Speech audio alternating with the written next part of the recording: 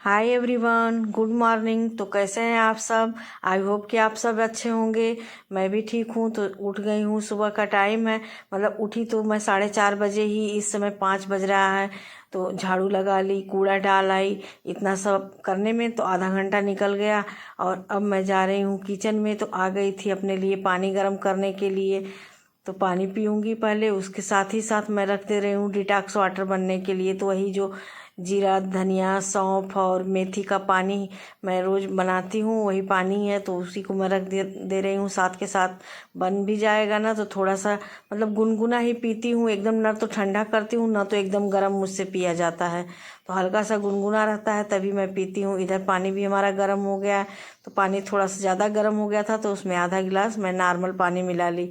और इधर रख दे रही हूँ दाल बनने के लिए। तो दाल इतनी सुबह इसलिए रख रही हूँ ना कि मुझे बनाने हैं सजल के लिए और उसके पापा के लिए आलू के पराठे। तो दाल में ही मैं 2 आलू डाल दूँगी। तो आलू को ना मैं अच्छे से धुल के रख ली थी और साथ के साथ डाल दी। तो दाल जब तक बनी उसमें आलू भी उबल गया। तो ज़्यादा रहते हैं तो अलग से उबाल लेती हूँ, लेकिन 2 ही आलू बस डालना था। कुल मिलाकर 3 से 4 पराठे बनाने थे, तो उसी में साथ के साथ बना ले रही हूँ। और सुबह सुबह ना इतना ज़्यादा मतलब जल्दबाजी रहती है कि अलग अलग से मैं करने लगूँ तो हो नहीं पाता है। या तो सब्जी रोटी दूँ या तो कुछ और। तो रात में ही सजल बोल के सोया था कि नहीं, मुझे कल सुबह आलू के पराठे खाना है। तो इसीलिए मैं जल्दी जल्दी उसी दाल में डालकर, और जब तक दाल हुई तो मेरा आलू ना थोड़ा सा बड़ा था।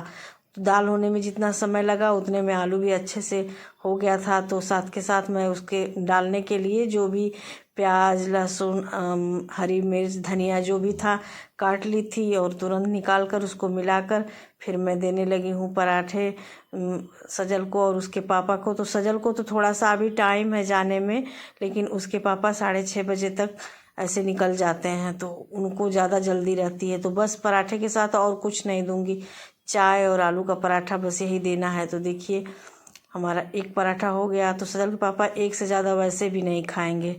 तो एक पराठा और चाय मैं उनके लिए देती हूँ। और इस समय ना 6:30 बजे का समय हो रहा है, देखिए। और इतने टाइम में मेरी रोटी भी बन गई थी।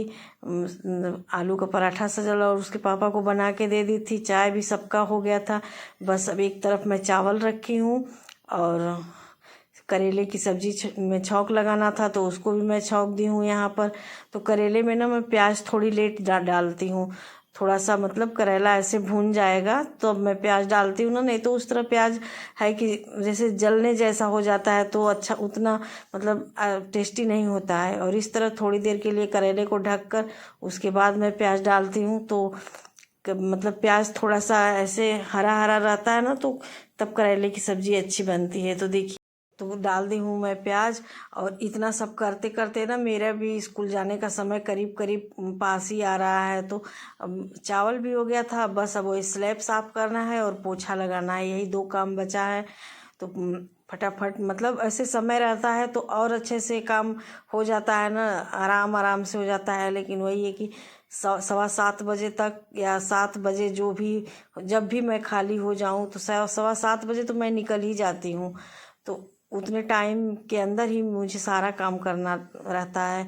तो इसीलिए थोड़ा सा हड़बड़ी लगा रहता है। तो इधर अब सब्जी होती रहेगी और बाकी मैं अपना काम करती रहूँगी।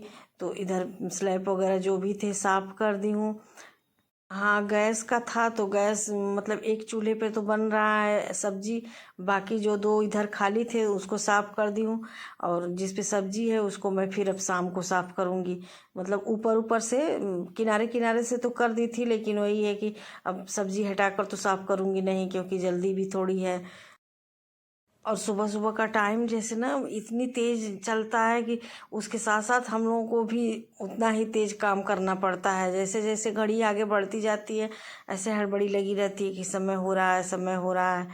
तो अब वही है कि रोज का है, आदत बन चुका है। मतलब एक कहिए तो दौड़ दौड़ के जो काम करना, कहिए वही समझ लीजिए सुबह के टाइम होता है। अब 7:30, 7:15 या 7 बजे तक आदमी कितना जल्दी करे। इस समय तो 7 बजे हर हालत में पूरा काम कंप्लीट ही चाहिए होता है। और वैसे मैं पोछा तो इसलिए नहीं लगाई ना कि गाड़ी रहती है, मेरी स्कूटी है, हस्बैंड की बाइक है, देवर की बाइक है, तो तीनों लोगों की गाड़ी है, तो एक स्कूटी अंदर रहती है, दो बाहर बरामदे में। तो अब मैं स्कूटी निकाल लूँगी, लेकिन बाइक तो मैं नहीं निकाल पाती हूँ, और सब लोग सोए रहते हैं, तो ये होता है कि उतनी सुबह कौन 4 साढ़े 4 बजे कौन जगाएगा किसी को कि चलो बाइक निकालो। खुद ही दिन भर सबको ऐसे लगना है काम पे, तो मतलब मुझसे नहीं होता है कि नहीं कोई सो रहा है तो चलो अब सबके साथ अपने साथ साथ सबको डिस्टर्ब करो। तो इसीलिए मैं सुबह में पोछा नहीं लगा पाती हूँ। हाँ, झाड़ू है तो झाड़ू तो नीचे नीचे ऐसे लगा लेती हूँ। तो इधर आ गई थी मैं पोछा लगाने, तो देखिए जो एसी का पानी है ना वो यहीं पे गिरता है, मतलब इसका कोई पॉइंट ऊपर है नहीं पानी गिरने वाला। तो यहीं पे पाइप नीचे लगी हुई है, तो एक बाल्टी मैं हमेशा लगाई रहती हूँ, तो उसी बाल्टी में पानी गिरता है। तो रोज़ सुबह इसको मैं गिरा देती हूँ, फिर मतलब दिन में चले या रात में चले तो जो भी भरता है, फिर सुबह के सुबह मैं पानी गिराकर फिर बाल्टी वहीं पे लगा देती हूँ। तो देखिए इधर हमारा मतलब अंदर पूरे कमरे में पोछा लग गया है। अब आ गई हूँ लगाते लगाते मैं बाहर बरामदे में, तो बरामदे में पोछा लगाऊंगी, और अंदर बर्तन मांजने वाली भी ना वो भी थोड़ा जल्दी उनको अब इस समय बुलाने लगी हूँ, क्योंकि जाना होता है। तो उनसे मैं बता दी हूँ कि 7 बजे से पहले आकर धुल के चला जाया करिए, क्योंकि फिर वही एक कोई रहता नहीं है। देवर रहते हैं मेरे, लेकिन मैं सोचती हूँ कि मेरे रहते ही अपना धुल के चली जाएंगी तो मुझको भी ये होगा कि नहीं बर्तन धुल गया है। उस तरह होता है ना, कभी कभी मैं चली जाती हूँ या वो नहीं आती हैं, तो फिर आने के बाद वही है कि मतलब दिमाग एकदम ख़राब हो जाता है कि अब स्कूल से आने के बाद चलो बर्तन धुलो। तो इसलिए मतलब कंफर्म हो जाता है कि नहीं आई हैं, धुल गया है बर्तन, अपने भी सुकून रहता है। तो इधर सारा पोछा लग गया है पूरे कमरे में। अब मैं आ गई हूँ बाहर, जो गैलरी है इसको थोड़ा सा पानी मतलब ऐसे गिरा कर ना झाड़ू मार देती हूँ तो साफ़ हो जाता है।